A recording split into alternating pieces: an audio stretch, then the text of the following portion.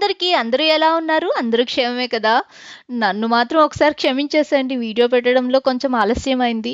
చానా క్వెషన్‌లే వస్తున్నాయి. ఇదెట్లా? అదెట్లా? ఈ ప్లాంట్ ఎప్పుడు నాటాలి? ఈ ప్లాంట్ ఎలా ట్రిమ్ చేయాలి? ఇలా చాలా రకాల క్వెషన్‌లొస్తున్నాయి. సో, అన్నిటికి నేను ఆన్సర్ వన్ బై వన్ ఇవ్వడానికి ట్రై చేస్తాను.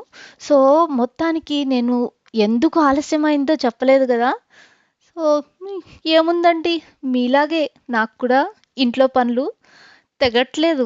అందువల్లే ఆలస్యమైంది. నన్ను క్షమించేసేయండి. మనం ఆల్రెడీ మార్చ్ మంత్‌లోకొచ్చేసాం కాబట్టి ఇప్పుడు మనం ఖచ్చితంగా చేయాల్సిన పనేంటో తెలుసా? అదేనండోయ్ కొమ్మలు కత్తెరియ్యడం.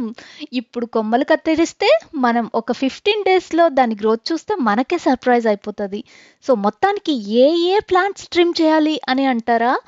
రోజ్ ప్లాంట్స్, తర్వాత ఫ్రూట్ ట్రీస్, తర్వాత వైన్స్, గ్రేప్ వైన్స్, అట్లాగే బెర్రీ ప్లాంట్స్.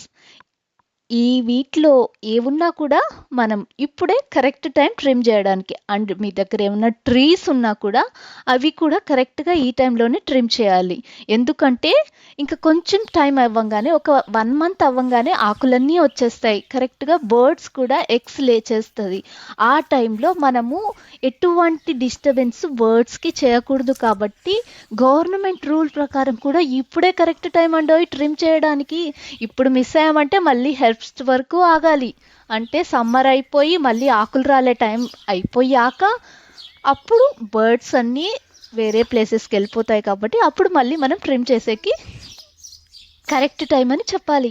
సో, మొత్తానికి నేను ఇక్కడ రోజ్ ప్లాంట్ యొక్క గ్రోత్‌ని కంప్లీట్ 1 ఇయర్‌ది క్యాప్చర్ చేసి ఇక్కడ ఈ వీడియోలో నేను మీకు షేర్ చేస్తున్నాను. మనం ట్రిమ్ చేసిన కొద్ది రోజులకే చిగుర్లు రావడం స్టార్ట్ అయితది. వితిన్ 1 మంత్‌లో మనకి మంచిగా ఇలా మొగ్గలతో కనిపిస్తది. ఫుల్‌గా మొగ్గలతో కనిపిస్తది.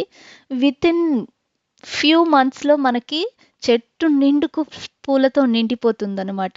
సో, వన్స్ ఆ పూలన్నీ అయిపోయాక మళ్ళీ ఇంకొకసారి ట్రిమ్ చేస్తే మళ్ళీ సీజన్ ఎండ్ లోపల ఇంకొకసారి 2 సార్లు ఖచ్చితంగా మీరు రోజ్ ప్లాంట్ నుంచి ఫ్లవర్స్ అయితే తీసుకోవచ్చు మీరు. ఇయర్ స్టార్టింగ్‌లో ఒకసారి ట్రిమ్ చేస్తాము. మళ్ళీ ఫ్లవర్స్ అన్నీ అయిపోయాక ఇంకొకసారి ఇయర్ మిడ్‌లో ఇంకొకసారి ట్రిమ్ చేస్తాము. సో, ట్రిమ్ చేసిన ప్రతిసారి మనకి మంచి పూల హార్వెస్ట్ అయితే దొరుకుతుంది. దీనికి ఏమి ఫెర్టిలైజర్ ఇవ్వచ్చు అని అడుగుతారు. Banana peel fertiliser at the same time Epsom salt బాగా పనిచేస్తది దీనికి. అండ్ థర్డ్ పాయింట్ వచ్చి దీనికి పెస్ట్ ఏమన్నా వస్తే ఏం చేయాలి అని. మనం వుడ్ యాష్ పౌడర్‌ని వాటర్‌లో కలిపేసి స్ప్రే చేస్తూ ఉంటే గనక అప్పుడప్పుడు ఎటువంటి చీడపీడలు దగ్గరికి రాకుండా మనం దాన్ని ప్రొటెక్ట్ చేసుకోవచ్చు ప్లాంట్‌ని.